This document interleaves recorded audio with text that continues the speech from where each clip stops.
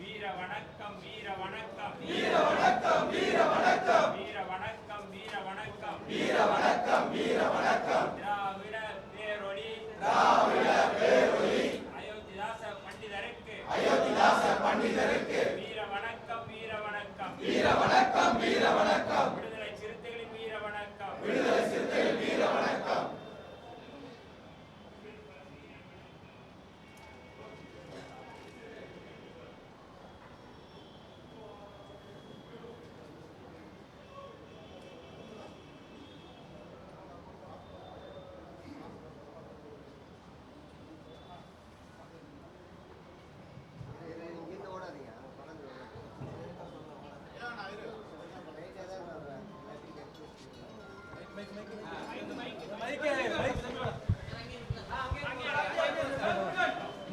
Mic பிடிக்காது கொஞ்சம் பண்ணி பண்ணலாம்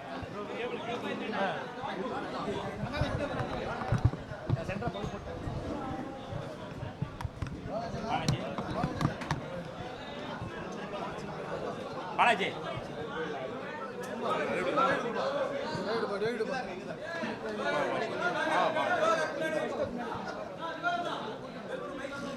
சாரி சார்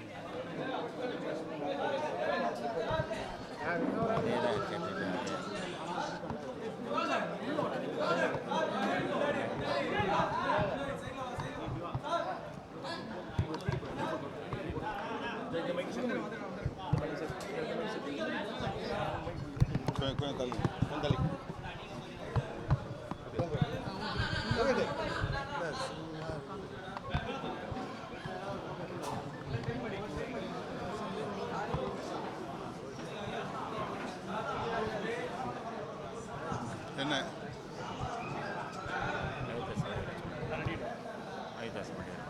சொல்லிட்டேன் மண்டபத்தில் மணிமண்டபத்தில் சொல்லிட்டேன். ஏதாவது கொஷின்ஸ் இருக்கா? நான் ஏற்கனவே மணிமண்டபத்தில் பேட்டி கொடுத்துட்டேன். வேற என்ன?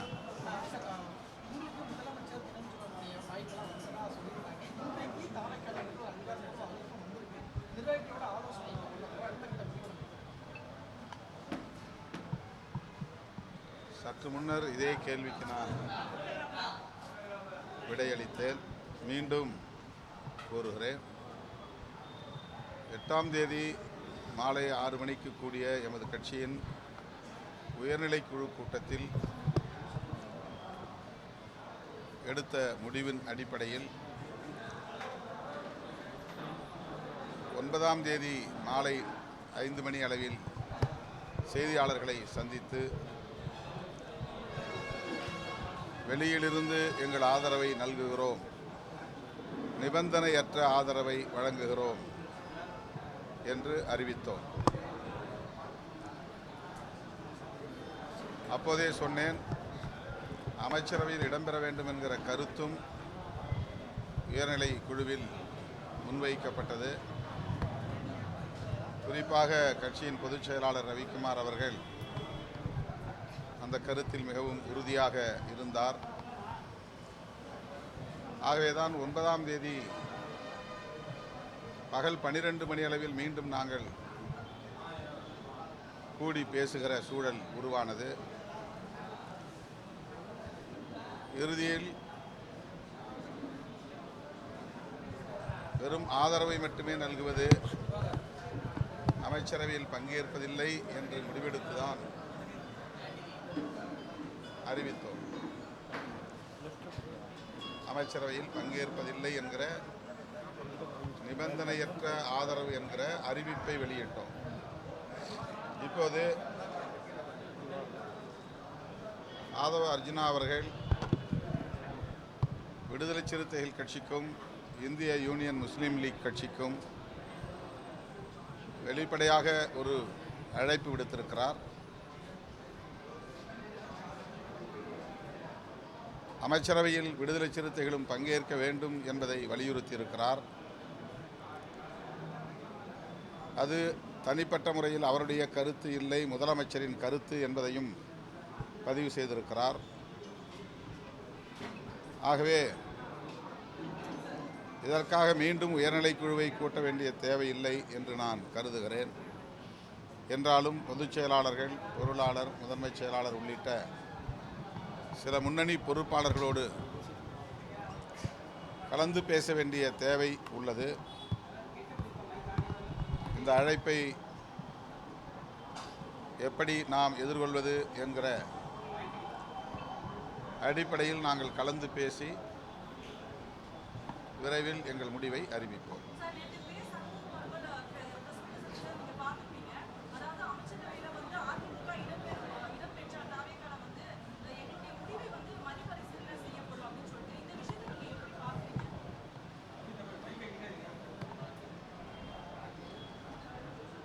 ஏற்கனவே 2-3 நாட்களுக்கு முன்னரே நான் பத்திரிகையாளர்களிடத்திலே பேசுகிற போது இதே கேள்வி எழுப்பப்பட்ட நிலையில் அதிமுகவிலிருந்து ஒரு பிரிவை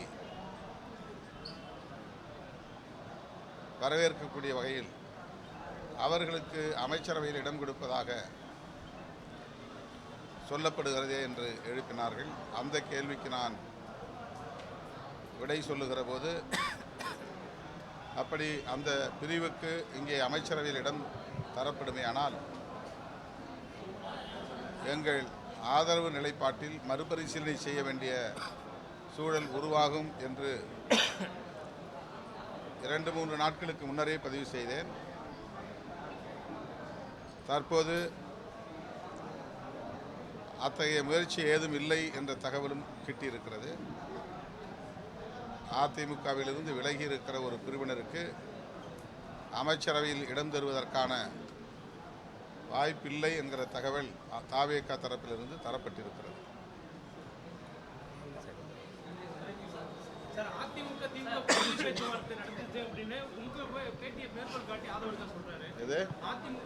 கூட்டணி பேச்சுவார்த்தை நடந்தது, குதிரை பேர் அரசியலில் ஈடுபட முயற்சி செஞ்சாங்க அப்படின்னு உங்க பேட்டியை மேற்கோள் காட்டி சொல்றாரு ஆதவ அர்ஜுனா.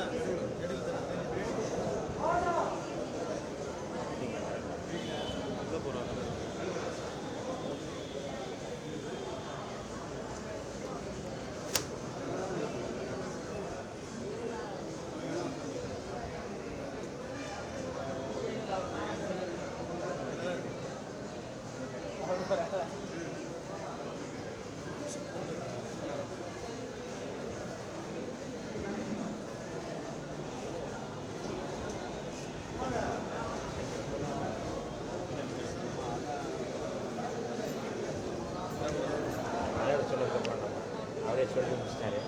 அவர் அது சொன்ன கருத்து தான் புதிய கருத்து இல்லை.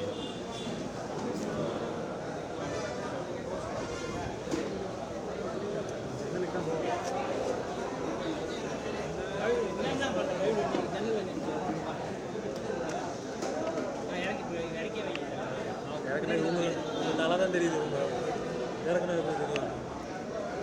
இல்லை அவர் நம்ம கேமராமேன் வந்து எடுக்கிறாரு அவர்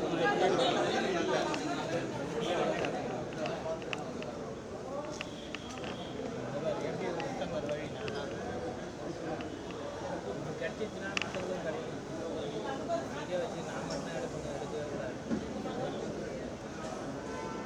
போயிட்டு அதுக்குள்ளே அவள் தான் எடுத்துக்கிட்டேன் போயிட்டேன் போல